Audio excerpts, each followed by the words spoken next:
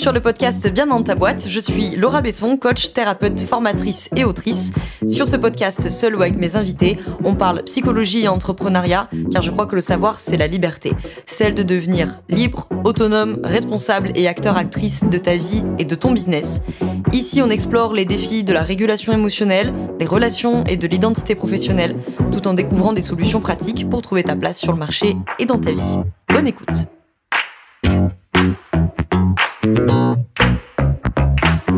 Bonjour à toi, bienvenue dans ce nouvel épisode du podcast Bien dans ta boîte. Aujourd'hui, je te retrouve avec un nouvel épisode du format Debug, donc le format court de Bien dans ta boîte, pour nourrir une réflexion, pour sauter une épine du pied. Aujourd'hui, on va être plutôt dans le premier cas, plutôt dans nourrir une réflexion, peut-être même initier une réflexion. On va parler de la thématique de la place avec la thématique du positionnement. Alors, pour expliquer mon raisonnement, mon cheminement de pensée, je vais reposer 2-3 petites bases sur ces histoires de territoire psychique, blablabla, mais promis, pour celles et ceux qui ont l'habitude de m'écouter, je répète pas pendant 45 minutes ce que vous connaissez déjà, de toute façon c'est un format court, il faut que je sois efficace. En gros, la thématique de la place, c'est, vous voyez, quand vous êtes habité par des réflexions, un cheminement personnel sur la notion de trouver sa place, chercher sa place, affirmer sa place, vous voyez tout ce vocabulaire, des fois on utilise un vocabulaire différent, souvent c'est le verbe qui change, trouver sa place, chercher sa place, identifier sa place, prendre sa place, bon, bref, on est sur cette idée-là, d'accord ? Et on va parler de ça avec la notion du positionnement de votre activité, donc la plupart du temps travailleurs, travailleuses indépendantes, entrepreneurs, quand je dis petit entrepreneur, c'est au sens entrepreneur solo avec des petites équipes, et que vous avez à travailler le positionnement de votre entreprise, c'est-à-dire choisir la cible, le positionnement sur le marché, éventuellement le choix du business model, les sujets que vous adressez, ce que vous adressez pas, etc., etc. Bon, alors, je refais un petit point sur mon histoire de territoire. Vous rappelez, je vous en ai déjà parlé, ou pour celles et ceux qui me connaissent en coaching ou en formation, vous savez, normalement je prends mon tableau, Velleda, je vous fais un petit dessin, je vais vous l'épargner en podcast parce que ça va faire beaucoup de bruit, notamment pour celles et ceux qui m'écoutent en audio et pas sur YouTube, donc on va l'imaginer tous ensemble, d'accord ? Je prends mon tableau, je dessine un petit bonhomme, je fais un cercle autour. Vous vous rappelez, ça c'est l'histoire du territoire psychique, c'est-à-dire ce qui délimite les contours de l'espace psychique et donc qui différencie de fait le dedans du dehors. Et donc, concrètement, dans les faits, ça veut dire quoi ? Ça veut dire ça différencie ma responsabilité, ta responsabilité, mes émotions, mes besoins, tes besoins, mes valeurs, tes valeurs, etc. etc. Bon. Quand ce territoire psychique il est bien fermé, c'est-à-dire qu'on a des limites qui sont solides, qui sont établies, on a un contour psychique qui est solide, qui est défini, qui est établi, voilà, c'est le mot que je cherchais, on va pouvoir faire des choix. Puisque la notion de faire un choix va impliquer nécessairement, quand je choisis quelque chose, j'exclus toutes les autres possibilités, toutes les autres hypothèses. Bon. Donc faire un choix, ça relève d'un territoire psychique fermé. Quand je fais un choix, je pose une brique sur mon territoire. Je dis ce que je choisis, c'est dedans, c'est dans mon territoire psychique, et ce que j'exclus en faisant ce choix, je décide que c'est à l'extérieur de mon territoire. Bon. Donc, quand vous vous retrouvez, il y en a peut-être parmi vous qui sont concernés par ça, habité par ces thématiques de la place, vous avez la sensation de chercher votre place, vous avez la sensation de devoir trouver votre place, de prendre votre place, etc., etc. C'est que ce territoire psychique, il n'est pas fermé, il n'est pas 100% fermé. Puisque vous comprenez bien, vous imaginez mon petit bonhomme, cette fois je le dessine au tableau, mon petit bonhomme, je fais un cercle autour et j'efface des endroits de ce cercle. J'ai un cercle discontinu. C'est-à-dire que mon territoire psychique, il est en partie ouvert, il est en partie poreux à l'extérieur. Et bien ces endroits d'ouverture, ces endroits de porosité à l'extérieur, c'est précisément les endroits de votre vie psychique où vous allez avoir du mal à poser des limites, vous allez avoir du mal à faire des choix. Ou tout du moins, vous savez très bien à quoi ça ressemble dans la vraie vie, vous avez du mal à poser une limite, ou alors vous ruminez pendant des plombes, pendant des jours, des semaines, des fois des mois, même sur cette limite que vous avez posée, vous culpabilisez, vous vous sentez méchante, mauvaise, coupable, pas à la hauteur, incompétente, que sais-je, bref, vous ruminez, vous dites est-ce que j'aurais vraiment dû faire ça, est-ce que j'étais légitime à le faire, est-ce que j'en ai pas trop demandé, est-ce que je suis pas un peu méchante de faire ça, est-ce que je suis pas un peu coupable de le penser, de le dire, blablabla. Bon, vous voyez tout ça, ça va vous créer des sensations de doute constant, de remise en question constante, où vous faites un choix, mais après vous hésitez, vous savez pas si vous étiez vraiment légitime à le faire, est-ce que j'aurais peut-être dû le faire plus tard, plus tôt, le dire mieux, le dire moins bien, enfin bon, bref, vous comprenez l'idée. Okay. Ce territoire psychique fermé, Donc mon cercle fermé autour de mon petit bonhomme, il permet de délimiter ce genre de situation. Et donc il permet de délimiter, notamment d'arriver à faire des choix, de se sentir confiant, confiante, serein, sereine, légitime dans ses choix, de pas les remettre en question tous les 4 matins, de pas douter tout le temps, de pas se sentir mauvais, coupable, pas à la hauteur, nul, comme une merde inférieure, bref, insérer ici construction du monde, quand vous avez posé une limite. Voilà. Je pense que vous commencez à voir quel est le lien avec cette histoire de positionnement. C'est que quand ce territoire psychique, il n'est pas 100% établi, consolidé, il y a des endroits de porosité à l'extérieur, ce qu'on vient de dire.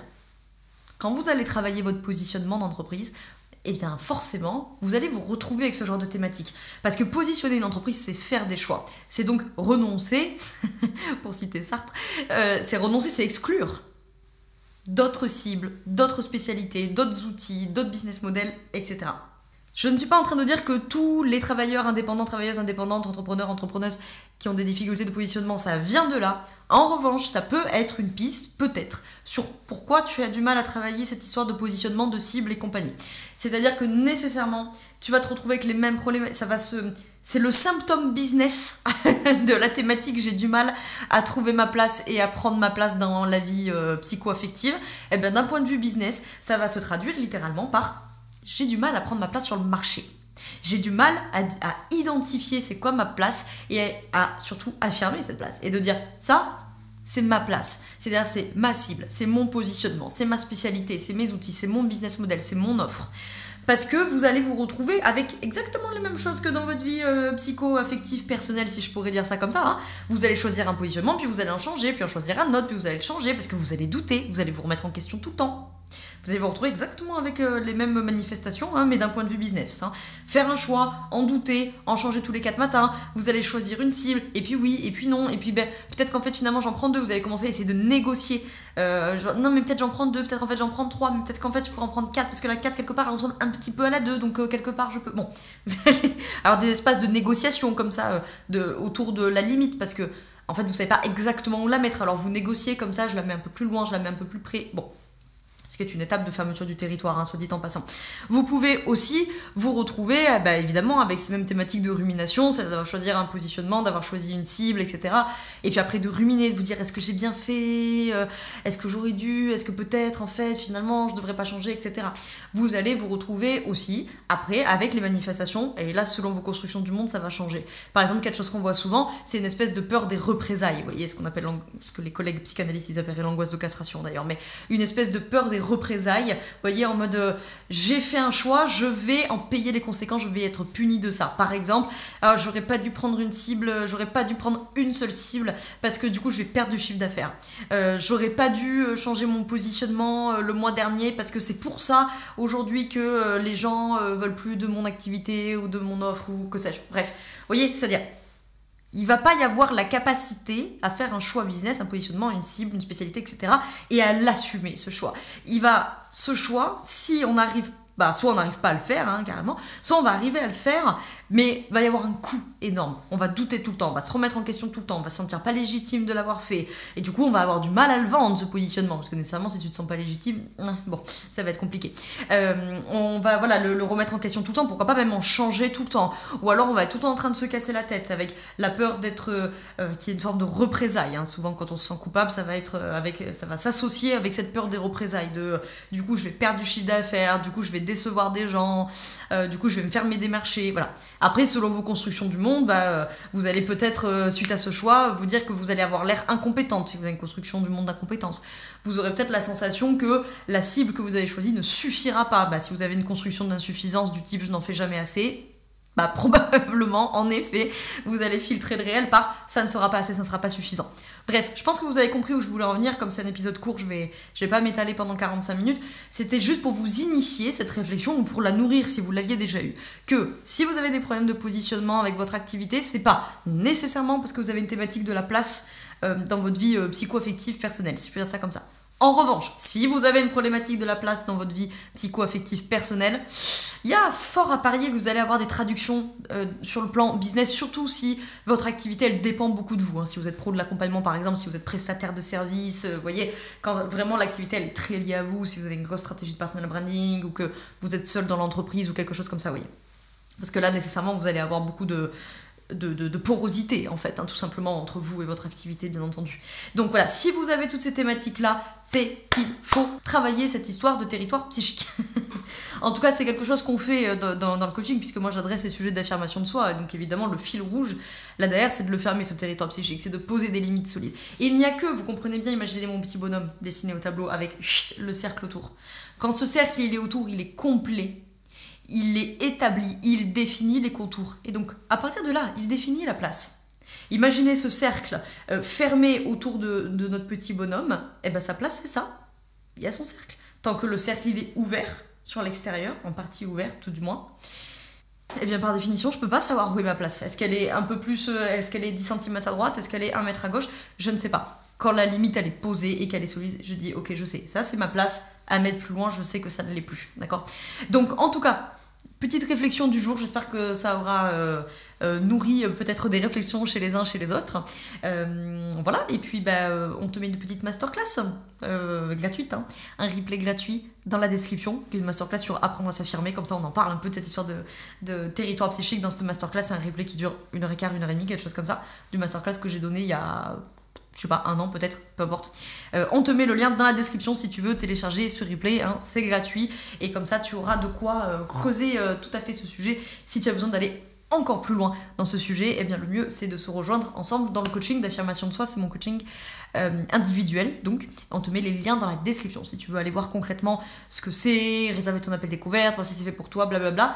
Mais justement cet accompagnement individuel, il sert à ça, il sert à identifier ce fameux territoire psychique, à le fermer. Et donc à passer de cet état de doute constant, de remise en question constante, d'insécurité intérieure, à un état de je pose des limites justes, et du coup je me sens légitime, je me sens tranquille, et du coup de fait je me sens à ma place. Et puis moi je te retrouve la semaine prochaine pour un nouvel épisode. Ciao ciao.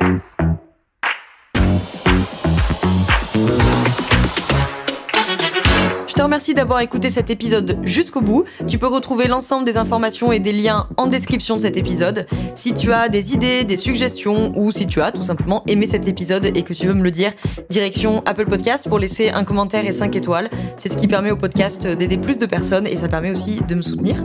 Tu peux aussi partager cet épisode à un entrepreneur ou une entrepreneuse qui pourrait en avoir besoin. Je te souhaite une très belle journée ou une très belle soirée selon quand tu m'écoutes, et surtout, je te souhaite d'être bien dans ta boîte. Ciao ciao.